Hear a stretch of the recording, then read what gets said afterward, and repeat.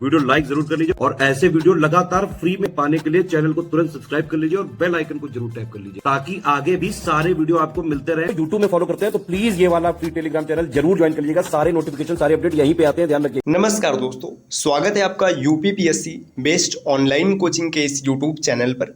आज की इस वीडियो में हम लोग आरओ री एग्जाम के लिए हिंदी की एक महत्वपूर्ण क्लास का डिस्कशन करेंगे, जिसमें च संबंधित तत्सम और तद्भव शब्दों को देखेंगे। इससे पहले की वीडियोज अगर आप लोगों ने नहीं देखी है तो आप प्लेलिस्ट में जाकर ज़रूर देखिएगा, जहां पर आरओ री एग्जाम में आने वाले हिंदी के 6 बिंदुओं में से 3 टॉपिक को हम लोगों ने कंप्लीट कर रखा है और चौथा टॉपिक चल रहा है। देखिए साथियों, अगर आप हिंदी की कंप्लीट तैयारी फ्री में करना चाहते हैं तो आप चैनल को सब्सक्राइब कर सकते हैं, जहां पर कंप्लीट हिंदी आपको फ्री में प्रिपेयर करा दिया जाएगा। और अगर आप कंप्लीट कोर्स ज्वाइन करना चाहते हैं जीएस और रीजनिंग के साथ, तो आप टीम के पेड कोर्सेज को फॉलो कर सकते हैं, जिसके लिए आप इनमें से किसी भी नंबर पर कॉल या व्हाट्सएप कर कोर्स की जानकारी ले सकते हैं। यह ज्ञान सर का व्हाट्सएप नंबर है, आप यहां से व्हाट्सएप के माध्यम से भी कोर्स ज्वाइन कर सकते हैं। चलिए अब बढ़ते हैं आगे अपने क्लास की ओर।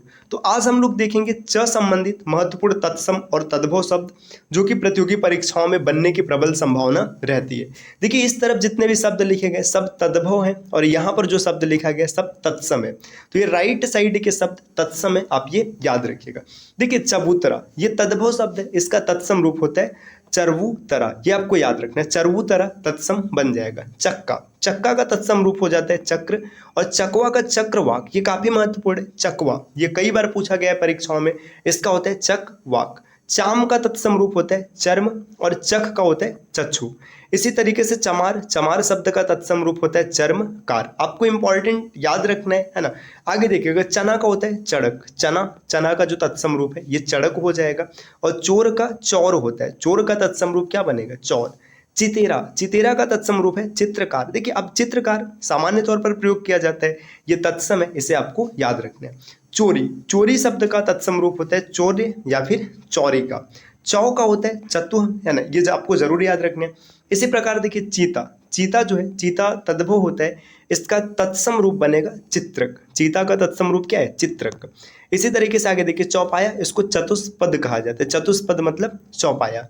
चोंच का चंजू होता है चंजू, ये याद रखना है। चमड़ा, इसे चाम भी कहते हैं, इसका तत्सम रूप है चर्म। चुल्लू, चुल्लू का चुल्लू क होता है, चुल्लू का चुल्लू क बनेगा। देखिए चूना, चूना का तत्सम रूप है चूर्ण। चकवा का चक्रवाक, ये अभी पीछे भी आया था तो हम लोगों ने देखा था चक्रवाक। देखिए चबाना का है चरवड़, चरवड़ मतलब चबाना। चांद, चांद का तत्सम रूप बनेगा चंद्र, है ना।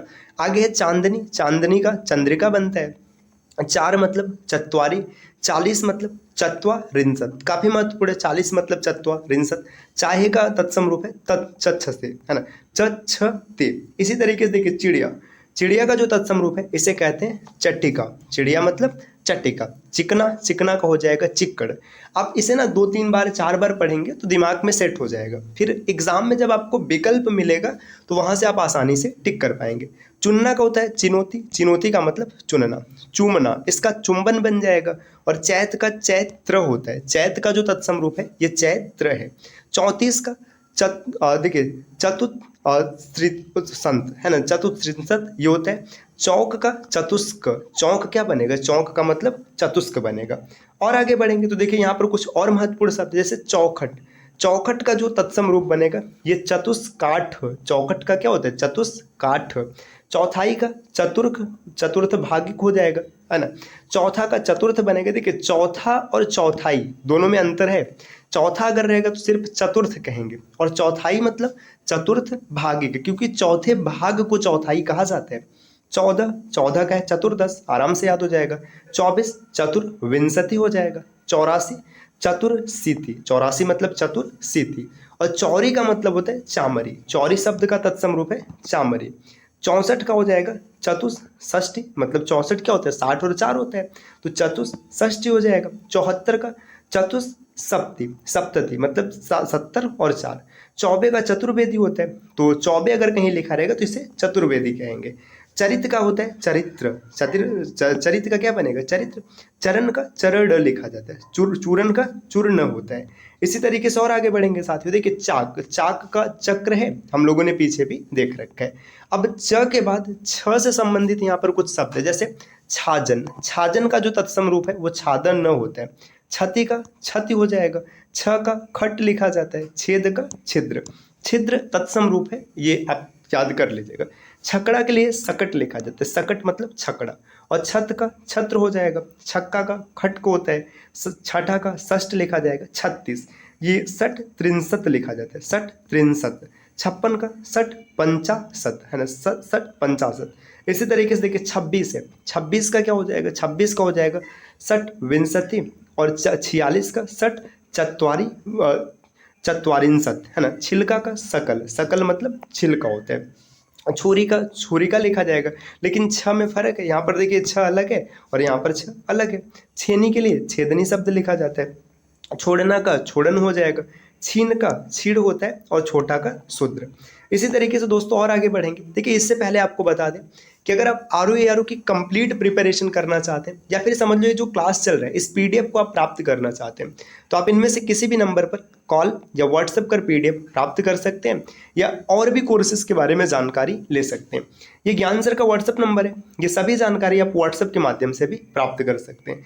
और आगे बढ़ेंगे, देखिए यहाँ पर दिया क्षोभ, क्षोभ जो होता है इसका तत्सम रूप क्षोभ है, लेकिन यहाँ पे छ अलग है। छिन का क्षण होता है। अब छ के बाद ज से संबंधित महत्वपूर्ण शब्द दिए हैं, जैसे जीभ, जीभ का होता है जिह्वा, जीभ का तत्सम रूप है जिह्वा। जुगति, जुगति का तत्सम रूप है युक्ति। जंगला, जंगला का वातायन होता है, तो ये आपको याद रखना है, जंगला, जंगला का वातायन। जमाई का जामत्री, जमात्री होता है ना। जत्था का यूथ हो जाएगा, यूथ मतलब जत्था। जौ को यव या जव दोनों आप कह सकते हैं। जोबन का तत्सम रूप होता है यौवन, और जमुना का तत्सम रूप है यमुना। जब का तत्सम रूप है यदा, और जहां का यत्र।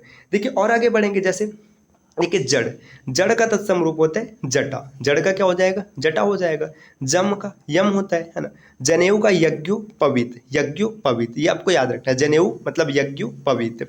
जमहाई का जृम्बिका, जमहाई का क्या बनेगा जृम्बिका बनेगा। जमाई या जमाई का जमाता, ये तत्सम रूप है। जलना का ज्वलन हो जाता है, और जवान का युवक या फिर युवान। इसी तरीके से साथियों देखिए और आगे बढ़ेंगे, दिया है जो, जो का मतलब होता है यह, जो का मतलब क्या हो जाएगा यह, और जवा का युवा होता है। जांग का जंगा बनेगा, जागना का जागरण होता है, जाड़ा का जाड्य है ना। जाना मतलब यति, ये तत्सम रूप है। जानना का तत्सम रूप होता है ज्ञान।